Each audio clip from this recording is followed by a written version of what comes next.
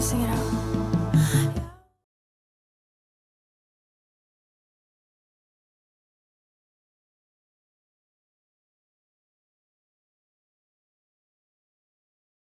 J'ai pris que dans cette nouvelle saison, que ta vie soit marquée par quelque chose de particulier.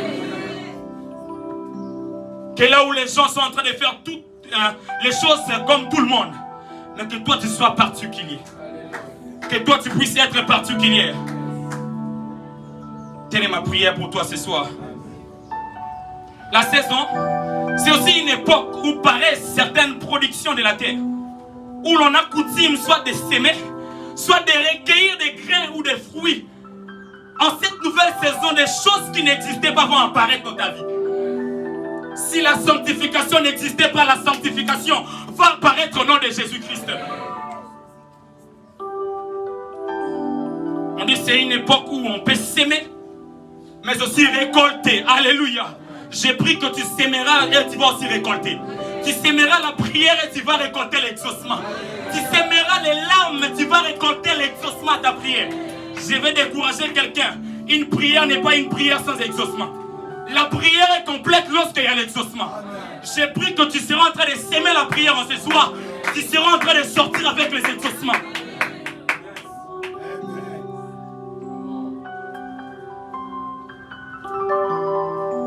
La saison, c'est aussi un moment ou un temps opportun ou un temps favorable. C'est ton temps favorable. C'est ton temps où tu seras en train de produire. C'est ton temps où tu seras en train de vivre les succès. Alors si j'aimerais résumer ces thèmes encore une fois de plus, sur notre contexte, la nouvelle saison, c'est un nouveau départ. La nouvelle saison, c'est un nouvel élan. C'est une période caractérisée par des nouvelles choses. Tu n'entendras plus parler des mauvaises nouvelles, mais tu entendras parler des nouvelles qui vont te faire du bien. Alléluia. Alléluia. Alors, j'aimerais entrer maintenant dans le vif de mon message. Il se passe que nous avons lu deux textes. Nous avons lu Psaume, du premier verset au verset 3. Et nous avons lu aussi Ézéchiel. Mais j'aimerais commencer par Psaume. C'est même là la base de mon message. Ce livre commence par errer l'homme qui ne marche pas selon les conseils des méchants. Quand je lisais ces textes, l'Esprit était en train de me parler des interdits. C'est bien beau dans la nouvelle saison de crier nouvelle saison. C'est bien beau dans la nouvelle saison de déclarer la productivité. Mais c'est mieux de savoir aussi les interdits de la nouvelle saison. Alors, je veux que nous puissions noter les interdits de la nouvelle saison. Tu m'as parlé de 3 interdits.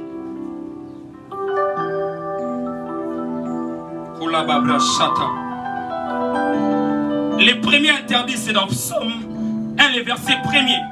La Bible dit, errer l'homme qui ne marche pas selon les conseils des méchants.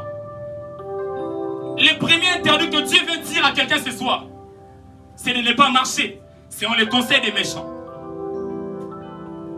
Dans cette nouvelle saison, Dieu ne veut pas nous voir marcher sur le chemin des méchants. Alléluia. Quelqu'un me dira, c'est qui les méchants? Les méchants, c'est celui qui va à la contre de la volonté de Dieu. Les méchants, c'est celui qui combat les choses de Dieu. Les méchants, c'est celui qui n'apprécie pas les choses de Dieu. Alors dans cette nouvelle saison, Dieu me demande de nous dire, à chaque fois que nous allons remarquer les méchants à côté de nous, nous ne devons pas marcher avec lui. L'interdit que Dieu nous donne dans la nouvelle saison, les premiers, c'est de ne pas marcher selon les conseils des méchants. De ne pas prêter ton oreille aux méchants. De ne pas prêter ton oreille à la personne qui ne croit pas aux choses de Dieu. De ne pas prêter l'oreille à la personne qui combat toujours les choses de Dieu. Dans cette nouvelle saison, Dieu nous interdit de marcher avec les méchants. Dieu nous interdit dans cette nouvelle saison de marcher avec les méchants. La Bible dit, errer l'homme qui ne marche pas selon les conseils des méchants. Un méchant n'a pas quelque chose à te donner comme conseil. Dans cette nouvelle saison, l'interdit, le premier, n'est pas marcher selon les conseils des méchants. Alléluia. Et le deuxième interdit, c'est de ne pas s'arrêter sur la voie des péchés. Apparemment, c'est un processus. Parce que la personne qui marche doit finir par s'arrêter quelque part. Et la Bible nous dit ici, heureux l'homme qui ne marche pas selon le conseil des méchants, mais aussi qui ne s'arrête pas sur la voie des péchés. Waouh! Donc Dieu est conscient qu'il y a de ces personnes qui conçoivent les mal et qui marchent avec les mal. Et qui marchent même avec les conseils des méchants. Mais sur le chemin, ils s'arrêtent aussi sur la voie des péchés.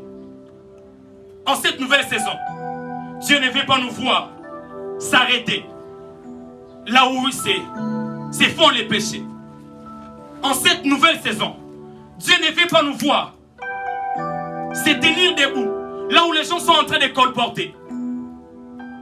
En cette nouvelle saison, Dieu ne veut pas nous voir s'arrêter là où les gens parlent du mal des serviteurs de Dieu. Peuple de Dieu, nous voulons vivre une nouvelle saison. Ne marchons pas selon les conseils des méchants. Ne nous arrêtons pas sur la voie des péchés. Et le troisième interdit que Dieu m'a dit, c'est de ne pas s'asseoir en compagnie de mon cœur. Vraiment, c'était un processus. Parce que quelqu'un commence d'abord par marcher, il peut s'arrêter quelque part, et puis s'aimer. Donc Dieu est conscient qu'il y a de ces personnes qui ne marchent pas simplement selon les conseils des méchants, mais qui s'arrêtent aussi sur la voie des péchés. Au-delà de s'arrêter debout, mais ces personnes se mettent aussi en compagnie de mon cœur. Oui, les détails de la Bible, on a parlé des méchants, pécheurs et moqueurs. Mais en soi, je peux les résumer en un seul bloc. Ce sont les mêmes personnes qui vont à la contre de la volonté de Dieu. Dieu ne veut pas nous voir dans ces trois choses. Nous voulons vivre pleinement la nouvelle saison. Nous voulons bénéficier pleinement de la production que Dieu va nous donner dans cette nouvelle saison. Nous devons éviter ces trois choses. Ne pas marcher selon les conseils des méchants. Ne pas s'arrêter sur la voie des péchés. Troisièmement, ne pas s'asseoir avec les moqueurs. Ne pas s'asseoir avec ces personnes qui te voient partir à l'église des matins, venir encore à 15h à la musique. Ces personnes qui te critiquent, ces personnes qui se moquent de toi. Ces gens de personnes, Dieu nous interdit de se mettre avec eux dans cette nouvelle saison. Je suis en train de parler à quelqu'un. Je suis en train de parler à quelqu'un. Alors si je me faire un bond en arrière, et que si on nous parle souvent, si on veut nous parler de la nouvelle saison, c'est qu'il y a une ancienne saison. Alléluia. Je ne sais pas de quoi a été caractérisée l'ancienne saison dans ta vie. Je ne sais pas de quoi a été caractérisée l'ancienne saison dans ta vie. Mais comme on l'avait déclaré au préalable, si dans ton ancienne saison, tu vivrais les malheurs, dans la nouvelle saison, c'est possible de vivre les bonheurs. Si dans l'ancienne saison, tu vivrais l'injustice, dans la nouvelle saison, c'est fort possible de vivre la justice de Dieu.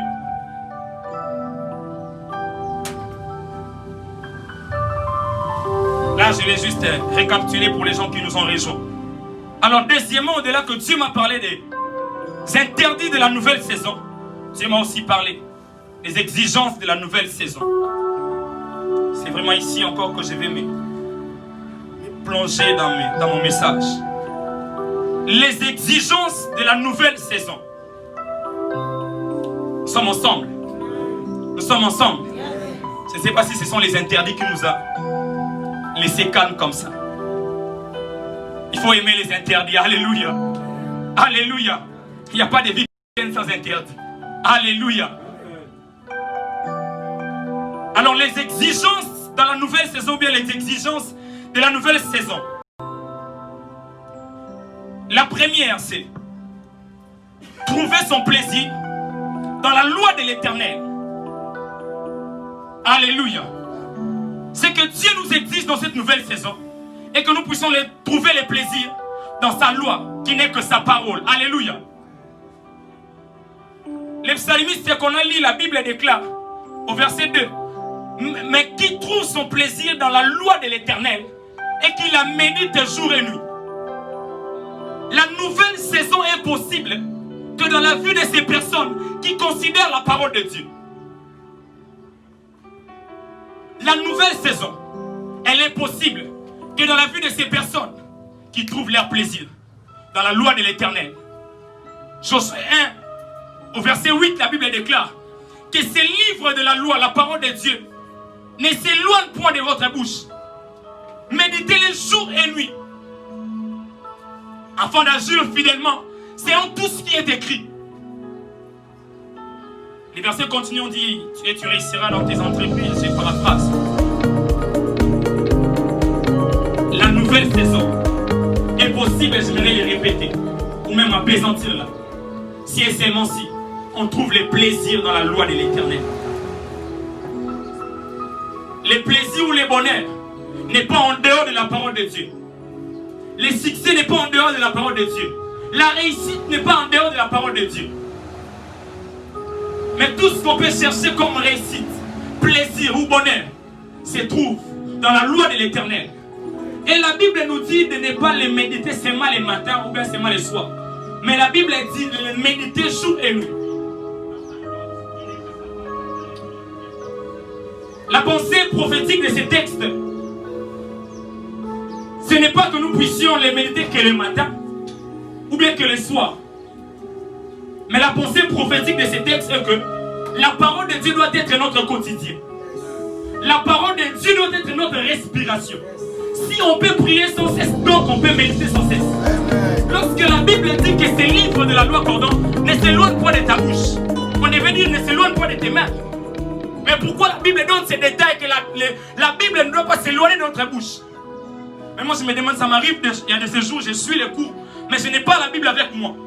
Mais Dieu m'a dit de les méditer jour et nuit. Donc Dieu sous-entend que lorsque la Bible devient notre quotidien, ça arrive que nous commençons à vomir les paroles de la Bible. La personne qui veut vivre une nouvelle saison, c'est une personne qui a avalé la parole de Dieu. C'est une personne qui à chaque instant, avant même de prier, il doit commencer d'abord à vomir les pensées de Dieu. On ne peut que vomir ce qu'on a mangé. Si on s'habitue à manger la parole de Dieu, on ne va que vomir la parole de Dieu. On ne va des circonstances parce que tu médites à chaque fois la parole de Dieu. Tu seras en train de défendre. Tu seras en train de t'en sortir parce qu'en toi tu as la parole de Dieu. La personne qui veut vivre une nouvelle saison, c'est une personne qui doit marcher avec la parole de Dieu. Allez-y. Récupérez vos Bibles là où vous l'avez laissé. En rentrant ici, partons méditer. Alléluia. Alléluia. La Bible dit trouver son plaisir dans la loi de l'Éternel. Donc lorsque tu lis la Bible, même quand tu manques, tu es dans la joie. Ta joie ne doit pas dépendre des circonstances. Dans la nouvelle saison, Dieu veut te voir toujours joyeux. Mais cette joie est liée par le fait que tu t'attaches à la parole de Dieu. Dans la nouvelle saison, si on veut vivre les choses que Dieu nous a promis, nous devons méditer à chaque instant. Alléluia. Mais toujours dans ces mêmes points, de trouver son plaisir dans la loi de l'Éternel. Il y a une chose que Dieu m'a dit sur les bienfaits de la parole de Dieu. Alléluia. Note avec moi les bienfaits de la parole de Dieu. La Bible dit, parlant de bienfaits de cette parole qu'on médite chaque jour. Écoute ce que la Bible dit. Lorsqu'on médite jour et nuit, nous sommes comme un arbre planté près d'un courant d'eau. Donc à chaque fois que tu médites la parole de Dieu dans la nouvelle saison, Dieu te positionne dans sa présence. Dans la nouvelle saison, lorsque tu te mets en train de méditer la Bible, tu as une place à côté de Dieu. La Bible nous compare à un arbre. Je ne sais pas si on dit un arbre. L'arbre. On dit nous sommes comme l'arbre planté près d'un courant d'eau. Et la Bible ne s'arrête pas là. La Bible dit, cet arbre planté près d'un courant d'eau, il donne son fruit en sa saison. Donc la parole de Dieu te positionne dans la présence de Dieu. Mais la parole de Dieu ne t'arrête pas seulement à te positionner. La parole de Dieu te pousse aussi à devenir productif. Je préfère être improductif, mais être dans la présence de Dieu. Mais mieux encore, lorsque nous sommes dans la présence de Dieu, nous devenons productifs. J'aimerais encourager quelqu'un qui est dans la présence de Dieu, mais qui est encore improductif. Reste encore là. La Bible ne dit pas qu'il donne des fruits à chaque instant, mais la Bible dit qu'il donne des fruits en sa saison. Il y aura une saison. D'ailleurs, j'annonce même que ce soir c'est ta saison. J'annonce comme étant un prophète de Dieu que c'est ta saison où tu deviendras prophétique. C'est ta saison où tu deviendras productif, allais-je dire. Parce que tu es planté près d'un courant d'eau, près de la présence de Dieu. Et cela est lié par le fait qu'on s'attache à la parole de Dieu. Quel bienfait. Dans la nouvelle saison, Dieu nous exige de s'accrocher à sa parole. Alléluia. J'aime ce que le psalmiste dit, le psaume 119 au verset 11. Je serre ta parole dans mon cœur afin de ne pas pécher contre toi. C'est fort possible que les péchés n'existent plus dans ta vie. Si et seulement si tu serres la parole de Dieu dans ton cœur. Non. Mais que la parole de Dieu puisse se repasser dans ton cœur. Alléluia. Les bienfaits de la parole de Dieu. Ça nous rend productifs. Dans la nouvelle saison, c'est possible qu'on soit productif. Mais si et seulement si on a la parole de Dieu. Alléluia. Et le second bienfait, ou bien même le deuxième exigence, allais-je dire. Le second bienfait de la parole de Dieu, prenons ça comme ça, le second bienfait de la parole de Dieu. La Bible dit, cet arbre qui est planté près d'un courant d'eau, non seulement il donne les fruits en sa saison, on dit aussi tout ce qu'il fait lui réussit. Dans la nouvelle saison, la réussite est possible. Dans la nouvelle saison, lorsqu'on est positionné à côté de Dieu, la réussite est possible.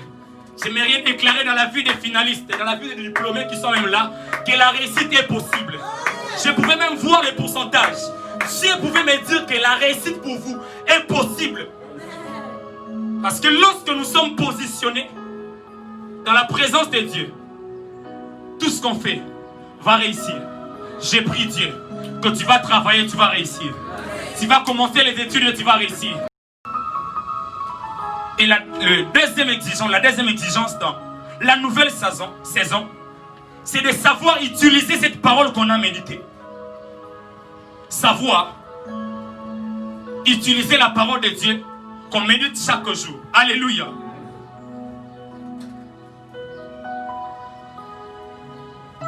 Savoir utiliser la parole de Dieu qu'on a dans notre bouche. D'où savoir de parler. Alléluia. Dans la nouvelle saison, Dieu ne veut pas nous voir bouche fermée. Mais dans la nouvelle saison, Dieu veut nous voir la bouche ouverte, tout en déclarant des paroles. Dans la nouvelle saison, nous devons être des prophètes de notre vie. Dans la nouvelle saison, nous devons être des personnes qui ont la parole comme Élie, qui pouvaient déclarer des choses et ces choses pouvaient arriver. Dans la nouvelle saison, Dieu t'exige à mieux utiliser cette parole. La Bible dit dans Proverbe que la vie et la mort sont au pouvoir de la langue. Dans la nouvelle saison, Dieu veut te voir parler. Il y a de ces choses qui persistent encore. Il y a de ces personnes qui sont encore dans la saison nouvelle. Où nous sommes à un mois de septembre. Mais il y a encore un mois d'août. Le nom du mois a seulement changé, mais ta situation n'a pas changé. C'est parce que tu restes bouche bée. C'est parce que ta bouche est toujours fermée. Nous devons apprendre à parler dans cette nouvelle saison. C'est pourquoi dans Ézéchiel que je nous ai demandé de lire, Dieu amène Ézéchiel dans une vallée d'ossements desséchés. Et il y a eu beaucoup de choses. Une conversation que Dieu a tenue avec Ézéchiel. Mais j'ai aimé la partie que Dieu a demandé à Ézéchiel. Ces ossements peut-il revivre? Ézéchiel répond, Seigneur, tu le sais. La question de Dieu était par rapport au pouvoir. Mais Ézéchiel répond par rapport à la connaissance. Par rapport au savoir. Il dit, Seigneur, tu le sais. Dans ta situation qui est compliquée, l'Éternel le sait. Dans ton problème qui ne marche pas, l'Éternel le sait. J'avais même oublié de dire ça au départ.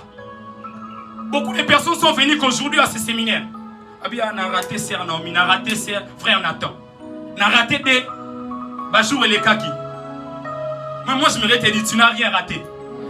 La fin d'une chose vaut mieux que son commencement. Il se passe une chose dans Luc 19.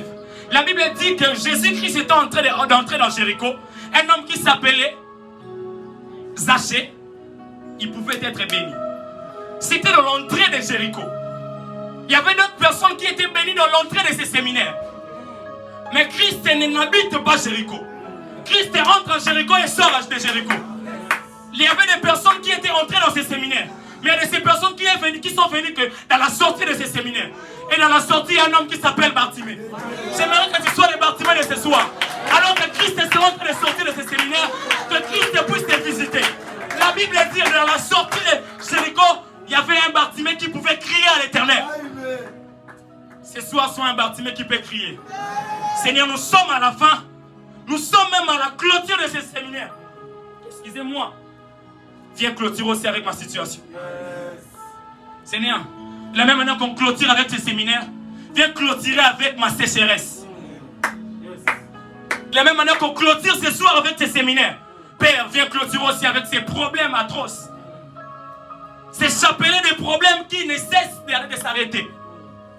Parce que nous clôturons ce soir. Dieu sera en train de clôturer la chose qui ne marche pas dans ta vie. J'aimerais les parler comme étant un prophète. Dieu sera en train de clôturer la situation compliquée de ta vie.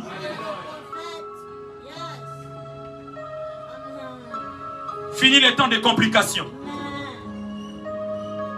Tu seras en train de crier à Dieu. Et Dieu sera en train de te répondre. Dieu dit à Ézéchiel, fils de l'homme, prophétise sur ces ossements. J'aime ça.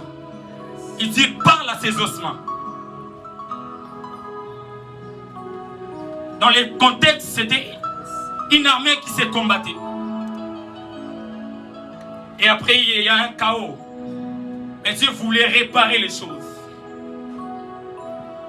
Dieu m'a dit de dire à quelqu'un ce soir, il vient aussi comme étant un réparateur de brèches.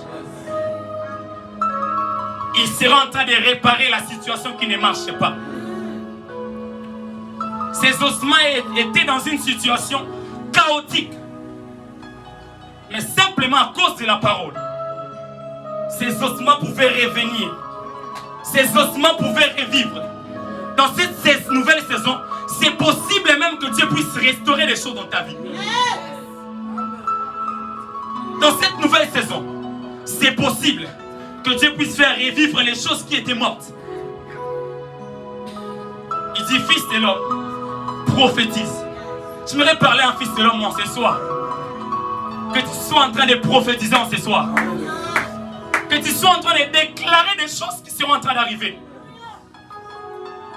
J'aimerais que tu sois au milieu de sements desséchés de ta vie. Afin de déclarer, utiliser la parole de Dieu. Élie, un homme qui était dans la loi. La Bible pouvait dire, Élie était un homme de la même nature que nous. Élie n'avait pas 5 yeux. Élie n'avait pas 4 pieds. Élie avait 2 pieds comme toi et moi. Il y a d'autres versions même de la Bible qui parlent d'Élie. On dit Élie était un homme qui avait les mêmes faiblesses que toi et moi. Donc Élie pouvait aussi être colérique. Élie pouvait aussi à un moment être fâché. Mais même dans son état, Élie pouvait déclarer des choses et des choses pouvaient arriver. J'aimerais parler à un prophète ce soir. Que tu puisses prophétiser par rapport à ta situation. Que tu puisses prophétiser par rapport à cette nouvelle saison. Alléluia. Alors j'aimerais que nous puissions prendre, on va lire ça. Et puis nous serons en train de clôturer. Je sens déjà la présence de Dieu en ce lieu. Il y a une forte gloire de Dieu en ce lieu. Deutéronome 28. Daba Satabaka City. Lamba Siva. Radadadabaka City. Papada Sapa Talabradekas. La Bible dit dans Deutéronome 28, les versets 1er. Si tu obéis à la voix de l'Éternel, ton Dieu, en observant et en mettant en pratique ses commandements que je t'ai prescrits aujourd'hui, l'Éternel, ton Dieu, te donnera la supériorité sur toutes les nations de la terre. J'aimerais prophétiser dans la vie de quelqu'un. Ce soir, j'ai été mandaté comme étant un prophète, ne vous en faites pas. Je serai en train de prophétiser par la Bible.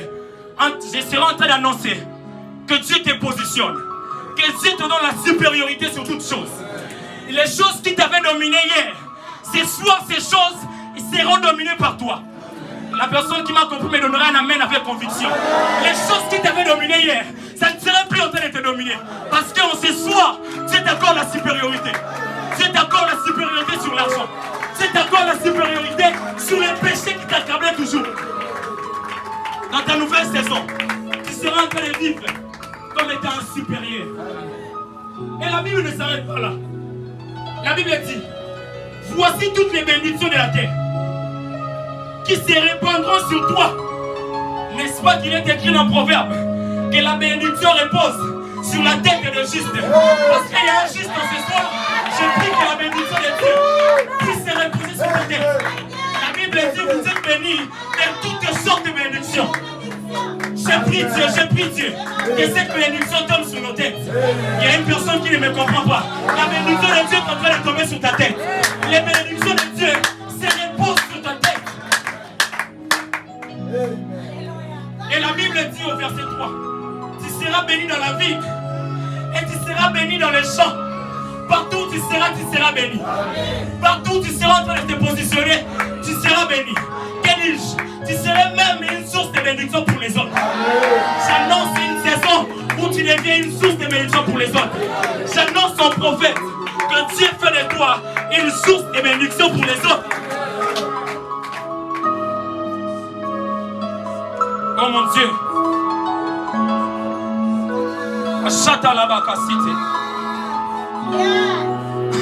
Je me laisse sauter au verset 7. La Bible dit ceci. L'Éternel te donnera la victoire sur tes ennemis. La saison est bonne. Aide-moi à dire à ton voisin, la saison est bonne. Précisez à mon la saison est très bonne. Yebisa et Kosimba. J'aimerais que nous puissions le dire encore mieux. Et Simbi déjà. La Bible dit Dieu te donne la victoire sur tes ennemis. J'aimerais annoncer à quelqu'un l'adresse de tes ennemis. L'adresse de tes ennemis, c'est sous tes pieds. Dans cette nouvelle saison, tu seras en train de marcher sur tes ennemis. La Bible dit ceci. Assieds-toi où? À ma droite, je ferai de tes ennemis tes marches tes pieds. J'annonce une saison où les ennemis vont se rapprocher de toi. Parce que tu auras beaucoup les ennemis dans cette nouvelle saison. Tu vas aussi monter. La Bible dit, il fera de nos ennemis nos marches tes pieds. Nos marches tes pieds nous servent à monter des dimensions. Dans cette nouvelle saison, parce que tes ennemis habitent sous tes pieds, ils te servent de monter. Je déclare une saison de montée. Tu ne seras plus dans les mêmes heures de prière. Parce que la saison est très bonne. Tu ne seras plus en train de voter tabana. Toi, tu seras en train de voler. Toi, tu seras en train de percer. Je ne sais pas pourquoi j'ai dit voler cordon. Maintenant que j'ai parlé de voler, Dieu m'a ramené dans ce passage qui dit ceci. Ceux qui se confient à l'Éternel. Donc ceux qui se positionnent dans une nouvelle saison auprès de l'Éternel. La Bible dit la dimension des marchés, c'est une dimension normale. Même un enfant de 3 ans, 4 ans peut marcher. La dimension de courir même un enfant de 5 ans peut courir. Mais la dimension de voler, c'est une dimension surnaturelle. J'annonce une saison de surnaturel dans ta vie. Quelqu'un n'est pas en train de me comprendre. Je vais de ce côté. Je vous annonce une saison où vous serez en train de voler. Tu seras en train de naviguer dans les hôtels. Tu seras en train de naviguer dans les hôtels.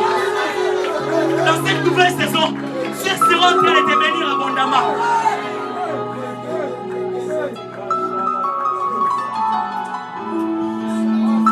Oh my God. Shadabaka City. La Bible même dit, j'allais sauter ça, mais j'ai aimé un détail.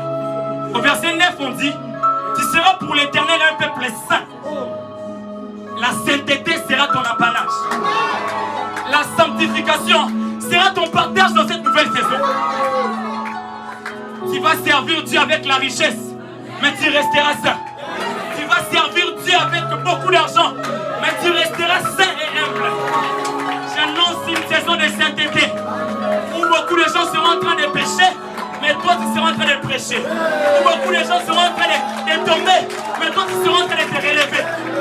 C'est la saison qui commence dans ta vie. Et je saute pour ma partie au verset 12. Et la Bible dit ceci. Éternel ton Dieu. Au départ on a dit quoi? Il est l'auteur. Il est l'initiateur. Il est celui qui inaugure la saison. La Bible dit l'Éternel ton Dieu t'ouvrira son bon trésor les ciels. C'est la saison où tu accèdes au bon trésor de Dieu. Désormais vous verrez les ciels ouverts. J'annonce un ciel ouvert dans ta vie. Les choses deviennent claires. Les choses deviennent claires dans ta vie. Alaka sauté. Mandaba sauté bra. Alalalabaka sitamaya. L'Éternel ton Dieu t'ouvrira son bon trésor les ciels. J'aime un détail encore. Et il donnera la pluie en son temps. Je prie même Dieu que les ciels ne puissent pas s'ouvrir, mais que les ciels puissent se déchirer. Des fois l'ouverture on peut limiter la dimension où les bénédictions peuvent tomber. Mais lorsqu'on déchire, les choses peuvent tomber en désordre. Imagine-toi un sac de riz où on ouvre simplement. Mais lorsque quelqu'un porte les sacs et qu'on déchire les sacs, les riz tombent en désordre. Je déclare cette saison dans ta vie où les bénédictions de Dieu seront en train de tomber en désordre dans ta vie. Tu seras en train de remarquer les bénédictions de Dieu même lorsque tu dors. Tu te réveilles bénédiction, tu manges bénédiction, tu parles bénédiction, tu pries bénédiction. Alors élève-toi là où tu es. Lève-toi là où tu es. Commence à prier. Commence à déclarer ces choses dans ta vie. Shadabakasa. Adakata Bakasa. Menda la bradeka. Allez, sopalia.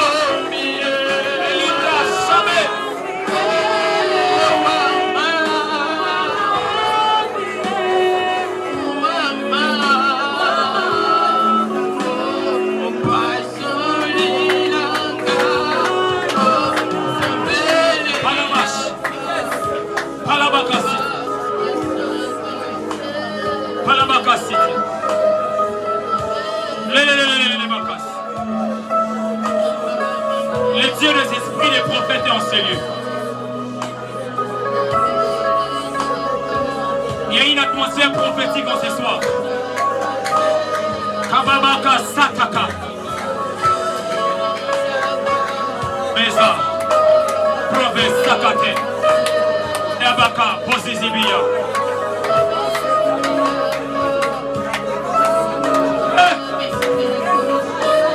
Anima Shadabaya.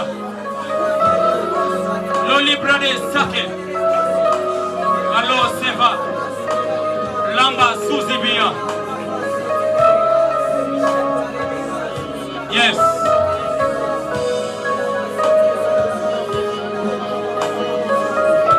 J'entends dans mon esprit maternité. J'entends dans mon esprit maternité. J'aimerais prier avec quelqu'un qui a laissé quelqu'un à la maison. Quelqu'un qui est grosse à la maison. Parce que j'entends maternité. Dieu me dit, il y a ces personnes qui ont laissé des gens à la maison, qui attendent des bébés, qui attendent des enfants. Si tu es là ce soir, approche. Nous allons prier avec toi. Parce que j'entends dans mes oreilles maternité.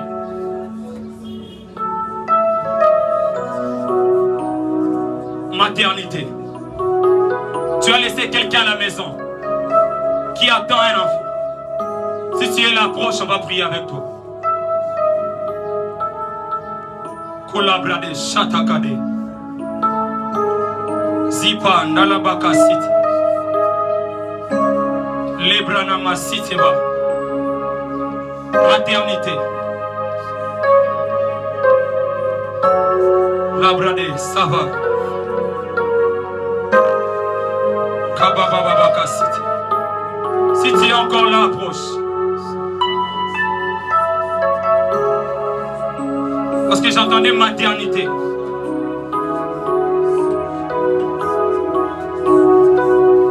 Frère Jordan, Dieu m'a dit de te dire que ça va bien se passer. Parce que je pouvais avoir des complications dans la vie de cette personne.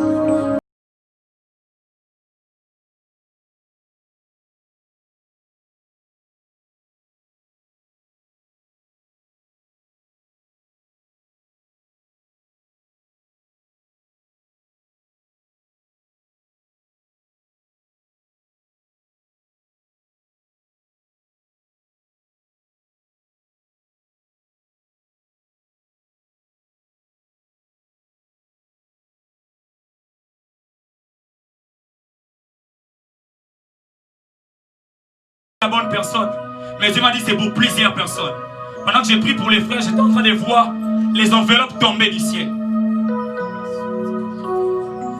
Dieu m'a dit de nous dire les choses qu'on a demandées à Dieu. Nous serons en train de les vivre ce soir. Les choses qu'on a demandées à Dieu, nous serons en train de les vivre ce soir. Alors je m'aimerais quitter de cette chaise en priant pour les malades. Tu es là, tu as laissé quelqu'un à la maison malade. Tu es toi-même malade. Tu vas simplement élever tes mains de partout où tu es. Tu es là, tu vas laisser quelqu'un à la maison malade. Tiens-toi debout et lève tes mains. Il y a une onction de la guérison ce soir.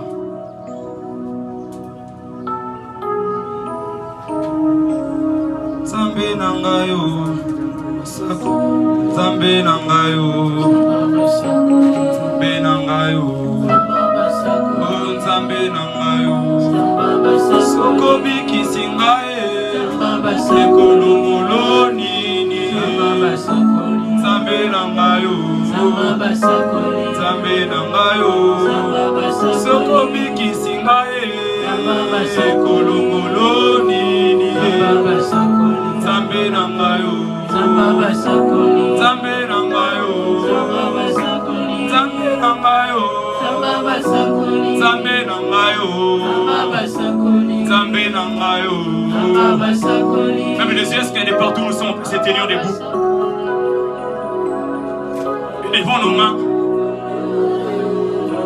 il y a une guérison qui tombe ce soir.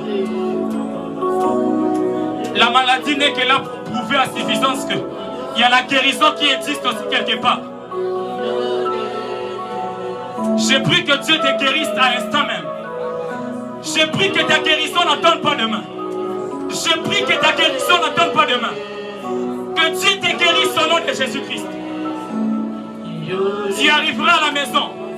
Tu trouveras cette personne guérie au nom de Jésus-Christ. Lambrada Sitaba. J'ai pris que l'Éternel Dieu de grâce puisse t'accorder même la grâce de la guérison. Je te vois, Dieu te confie cette grâce de la guérison. Toi qui as prié pour le don de la guérison, reçois cela au nom de Jésus-Christ. C'est sur toi ce soir. C'est sur toi ce soir. Nous allons entendre des témoignages. Nous allons entendre des témoignages. Alors sois en train de prier. Sois en train de prier. Malaba Shata.